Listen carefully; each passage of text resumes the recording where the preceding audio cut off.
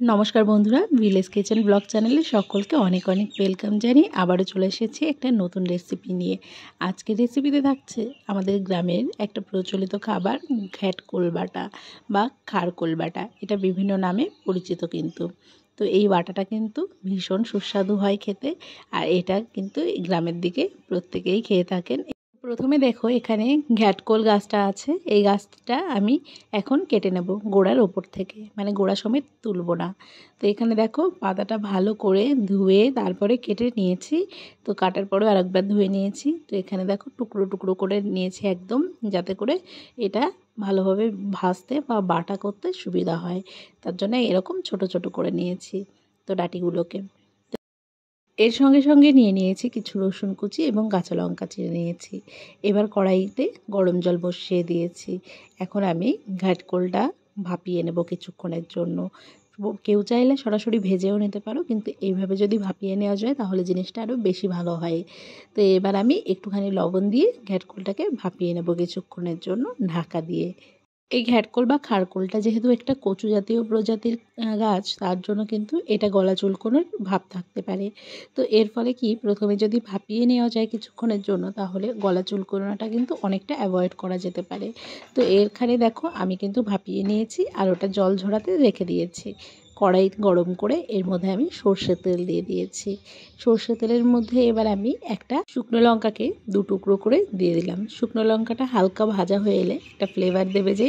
তো এরপরে আমি এর মধ্যে দিয়ে দেবো অনেকটা কালো জিরে। তো কালো জিরেটাই কিন্তু বাটার রেসিপিতে বেশি প্রচলিত বা বেশি চলে। তো এরপরে আমি দিয়ে দেবো এর মধ্যে কুচি করে রাখা রসুন কুচিগুলো। তো সমস্ত রসুন কুচি এবং তার সঙ্গে চেরা কাঁচা লঙ্কাগুলোও কিন্তু একসঙ্গেই দিয়ে দেবো। এবার রসুন আর কাঁচা লঙ্কা সবটাই সুন্দর করে ভেজে নেব। সুন্দর করে লাল লাল করে ভেজে নিতে হবে কিন্তু। শুকনো লঙ্কাটা ভালো মতো ভাজা হয়ে গেলে এবার আমি শুকনো লঙ্কাটা তুলে নেব। আমি কিন্তু শুকনো লঙ্কাটা বাটার মধ্যে দেব না, ওটা জাস্ট একটা ফ্লেভারের জন্য দিয়েছিলাম। তো শুকনো লঙ্কাটা তুলে নিয়েছি।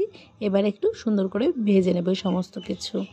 আর খেয়াল রাখতে হবে কালো জিরেটা যাতে পুড়ে না যায়, তো সেরকমভাবেই ভেজে নিতে হবে।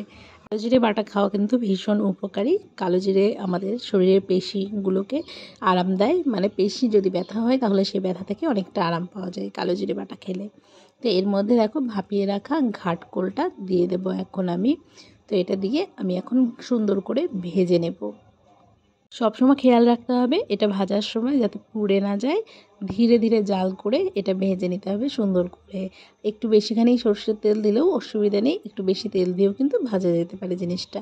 তো এর মধ্যে এবার আমি দিয়ে দিলাম পরিমাণ মতো লবণ, একটু হলুদ গুঁড়ো। তো এইগুলো দিয়ে ভালো করে আবারও ভেজে নেব। যতক্ষণ না ঘ্যাটকোল থেকে সমস্ত রসটা বেরিয়ে যাচ্ছে, মানে রসটা শুকিয়ে যাচ্ছে, ততক্ষণ কিন্তু এটা আমি সুন্দর করে ভেজে নেব। তো চলো এটা দেখতে থাকো আর ধীরে ধীরে আমি এটা ভাজতে থাকি। যে সকল বন্ধুরা আমাকে সাপোর্ট করছো তাদের সকলকে অনেক অনেক ধন্যবাদ জানাই, এবং যারা নতুন আছো তাদেরকে চ্যানেলটিকে সাবস্ক্রাইব করার অনুরোধ রইল।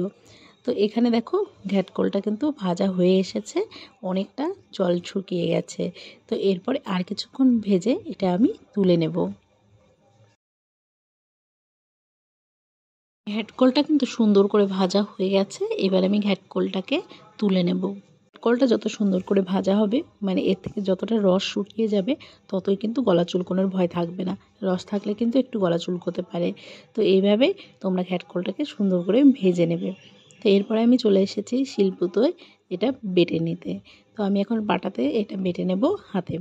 তো তোমরা চাইলে মিক্সিতেও বাটতে পারো, কিন্তু যে কোনো বাটার খাবার কিন্তু এরকম পাটাতে বাটলে সেটার স্বাদ কিন্তু বেশি সুন্দর হয়। তো এখন আমি সুন্দর করে পাটাতে এটা বেটে নেব।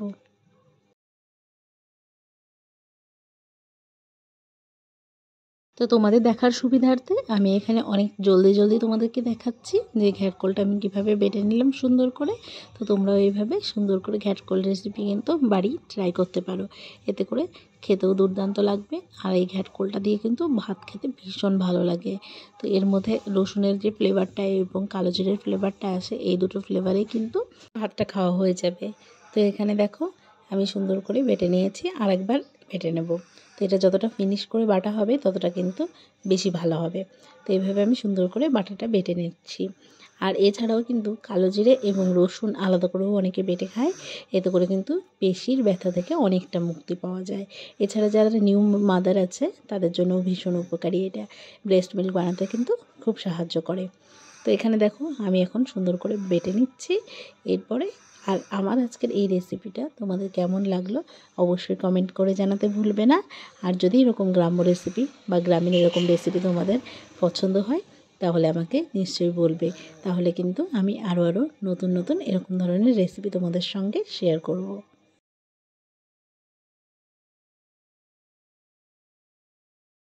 তোমরা চাইলে কিন্তু এর উপর দিয়ে একটু সর্ষের তেলও ছড়িয়ে দিতে পারো, তাতে করে একটা সর্ষের তেল ফ্লেভার আসবে। কিন্তু যেহেতু ভেজে নিয়েছি আজকে আর সর্ষের তেল দেবো না। তো এর উপরে আমি সেই শুকনো লঙ্কা দুটো দিয়ে দিলাম। এটা কিন্তু ফ্লেভারের জন্য দিয়েছিলাম, এটা বাটার জন্য নয়। তো দেখতে বেশি সুন্দর লাগছে। আর আজকের এই রেসিপিটা কেমন লাগলো অবশ্যই কিন্তু সবাই জানাতে ভুলবে না। তো সবাই ভালো থেকো, সুস্থ থেকো।